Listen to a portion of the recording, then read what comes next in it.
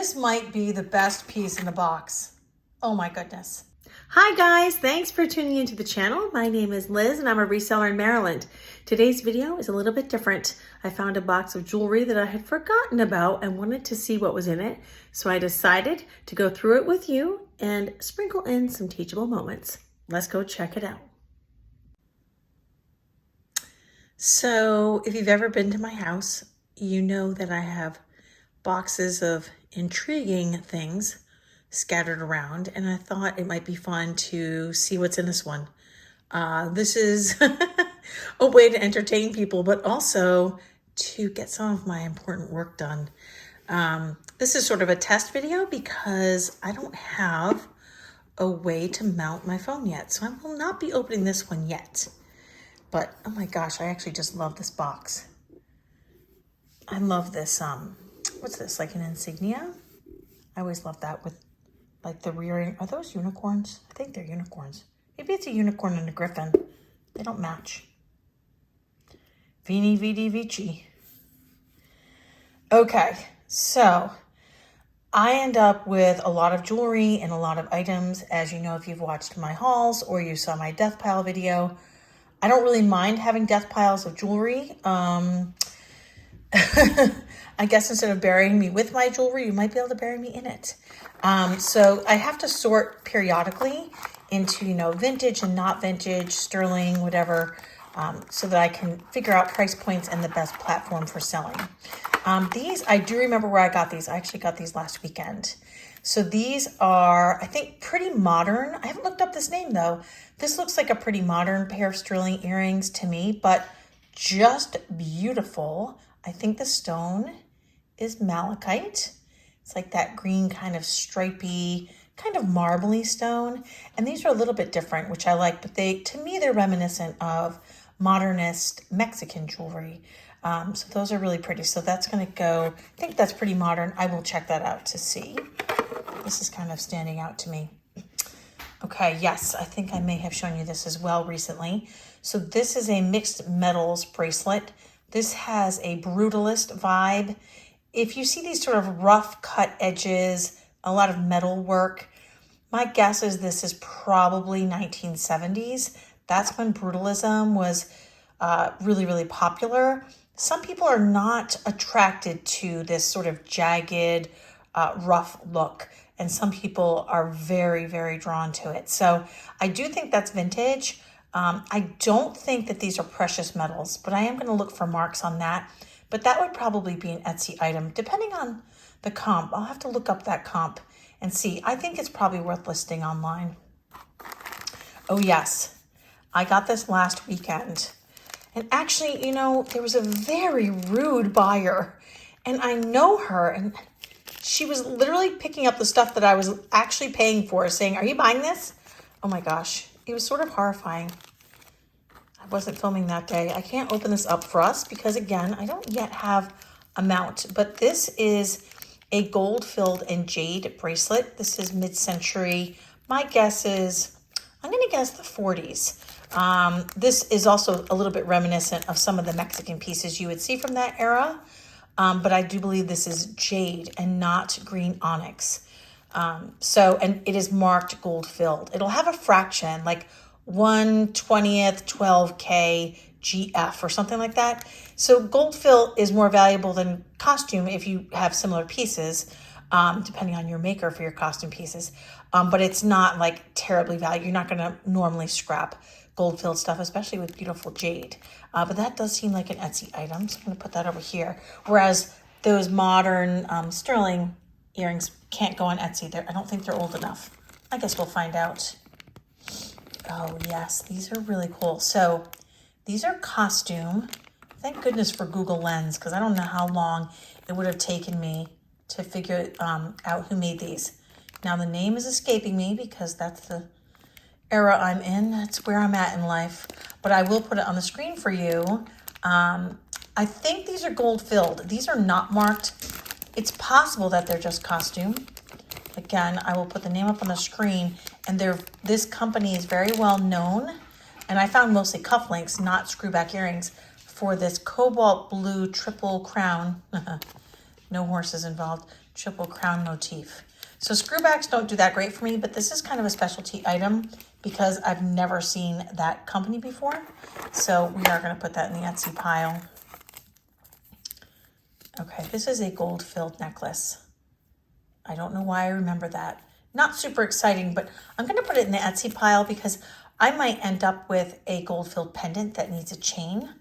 And I don't sell a lot of precious metals in my booth. I don't currently have a locking case.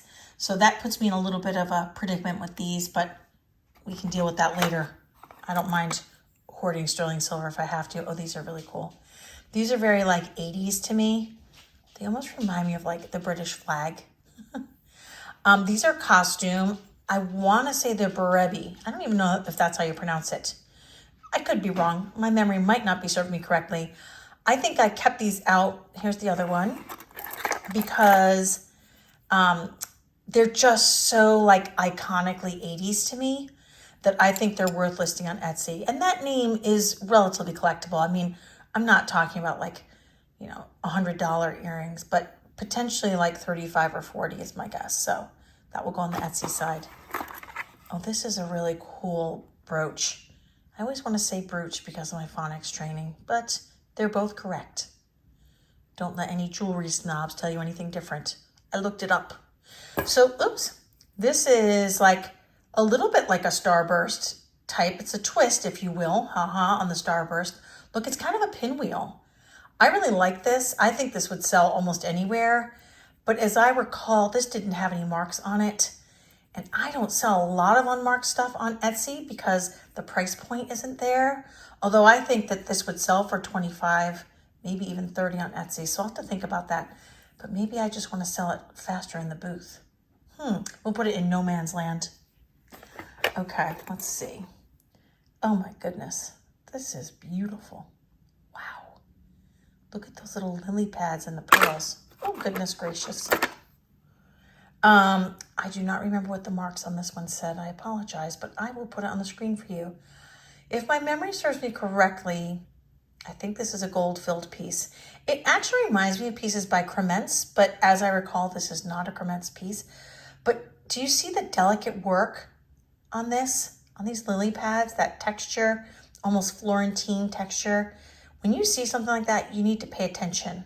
And you can train your eye over time. You can go to the library, look through jewelry books, scroll online, and just go through like some Etsy shops that have jewelry, and you'll start to train your eye. Oh my goodness, slippery little thing, isn't it? Anyway, I think that's definitely going to be an Etsy piece regardless. Let's see what's next here. This is kind of tangled up. Oh yes, these are from that same yard sale where I had the pushy buyer. I don't even want to say her name, although I probably should call her out. The people in my area, if you can imagine the pushiest jewelry buyer, you will know who I'm talking about. And I thought that we were friendly, but the way she was acting that day, not so much. These are really cool. So these are gold filled and jade. Now, I don't think that these are selling that great right now, but I'm still going to list them on Etsy. They are like a somewhat precious metal and stone. And so I wouldn't want to put those in the booth, not locked up. Oh, this is pretty. This didn't have any marks, but this is a beautiful pendant. And it's interesting the way it's attached to the corners of the wings. This is an enamel piece, like a metal butterfly with enamel. No marks, no precious metals. Ooh, that's going in no man's land too, because I know that would sell in the booth quickly for 10 or 12, but it could sell for a lot more, I think, on Etsy. So I have to think about that. Now, when you see pieces like this, of course, you're hoping that they're gold, but don't be disappointed if they're silver with a gold plating or coating. And I'm not sure if you pronounce it vermeil or if you pronounce it vermeil. Is that the French pronunciation? Let me know how you pronounce it. I can't wait to see some phonetic spellings in the comments. This piece is sterling. I was surprised that it was sterling, actually. This is a bar brooch. I don't know why it's not focusing on it. Sorry about that. Look at this. I do not think those are diamonds. It's unusual, although not impossible, to find diamonds in sterling, but I still think that goes in my Etsy side of the box. Look, we went through this whole section. Awesome. Okay. This I believe I need to test these studs. It can be very hard to see marks on studs, and you can't go by the mark on the back because people switch out their backs. The studs, I mean, you almost need a microscope, and maybe you should get one so that you can see if there are marks. I'm almost positive that these gold colored ones are gold. But this is a brand new pile for us, the test pile. I do have a video on acid testing. If you're interested, my dad was a qualitative chemist, and he does most of my acid testing for me. Although I do know how to do it. So we walk you through the process. You can get the kit on Amazon. It's not very hard. This I just got, actually. These are sterling. These are screw-back earrings, which I don't love, but they're kind of this classic leaf motif, and they're big. You can tell how big they are. And then this chain is sterling. This is like a Murano glass piece, but it's very 3D with this flower. So I'm going to try to look that up with Google Lens to identify whether it is vintage or not. I know those earrings are vintage. You don't see a lot of screwbacks these days. Okay. Oh, look at this. What does this say? This says jade. I think these might all be from the same person. Genuine jade, that's good. Still has the tag attached. A lot of the time, I do find that jade is in gold-filled metal. So that's probably Etsy. I don't know. We'll see. Oh, this might be the best piece in the box. Oh, my goodness. From my recollections, anyway. I almost passed this up, you guys. What an epic fail that would have been. This has a costume look. Now, you guys seeing it with me now might be like, oh, no, I can tell right away. Well, your eyes are better than mine. When I first saw this, I was like, oh, do I need another costume brooch? Well, I turned it over when I was at this sale, and I could see there was like a cartouche, you know, like an applied little plaque on the back. And that's usually a good sign that it's either made by a good company or maybe it has precious metals. Now, I don't pull my loop out at sales. I like to take the risk upon myself. And, you know, sometimes I just feel like the loop attracts a lot of attention. I've literally had people say to me, this was way back when I would pull it out, oh, she's serious and knows what she's doing. You know what? I'm fine if people think I don't know what I'm doing. Part of the time, I definitely don't. None of us do, and that's okay. So the good news is I did buy this. I think it was like $1. And on the way home, I was like, why did I buy that for $1? I'm going to sell it for 10 in my booth, but how long is it going to take? Yada, yada, yada. When I got home and started to really look at it with my Optivisor, which is a goofy looking magnifier you get to wear on your head so your hand's free, I said, wait a minute here. It's $14K. This is worth probably about $350 or $400 if you scrapped the metal. So you need to pay attention. You know what? Go with your instincts. That's definitely going in the Etsy pile. Not putting that in an unlocked case. Now let's see. I think you've seen some of these pieces, these little butterfly wing earrings. These are set in sterling. Those are going to go over here. Or maybe you haven't seen that video yet. Oh, I just got these. Hold on. There's the matching butterfly wing. Now, I don't know if they were humanely harvested back then, but they do humanely harvest butterfly wings now from like botanical gardens when they die of natural causes. These are like little celluloid discs. They might just be plastic. Sometimes celluloid is a fancy word for plastic. Very mid-century. But what caught my eye when I was looking at these, and I wish I'd taken them out of the bag for you, are these discs that are very sparkly, and they are 14 karat gold. So, Etsy. I'm not sure of the value. I'll try to look up something similar for that for you, and maybe for the jade and stuff too, the stuff that's going on Etsy. We're going to just pull out a few more things because this is kind of a trial video. We're just checking it out. So this is a cute piece, and I actually can't find this exact one, but this is a Trifari frog, and this is a pin, and I can't find the exact one, but these sort of novelty, like animal or insect pins tend to do better than some of the, even the more traditional, like sort of starburst and mid-century type ones. So I think this is about a $30 piece. I am going to put that on Etsy because there's someone out there who collects that stuff. So I want to make sure that they are able to find it. I'm going to skip over this because I have a lot of curiosity about what else is in here. Oh, this is a really interesting piece. This is the second piece I've had by this artist. I will put the name up on the screen because, as you know, I'm not going to remember. A lot of copper jewelry came out of the mid-century era, the 60s and 70s. The first time I ever saw this, I think I got a piece at the DC Big Flea, and it was in like the junk jewelry. And this was a very accomplished dealer, actually. The piece may have already sold.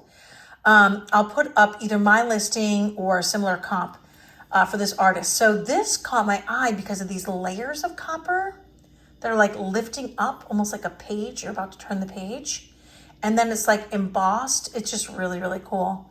So that's why I picked that up. End up being a good choice. I don't find that most copper sells great, but if it's signed and different, then it will sell on Etsy. You know I'm not gonna be able to open this one. Goodness gracious. Oh, this is amazing. So I wondered in the moment when I bought this if this was costume. It is not. It is marked sterling, and these are real pearls. The only real way I know of to test pearls is to rub them on your teeth. That sounds disgusting, doesn't it? It is disgusting. I mean, wash them first.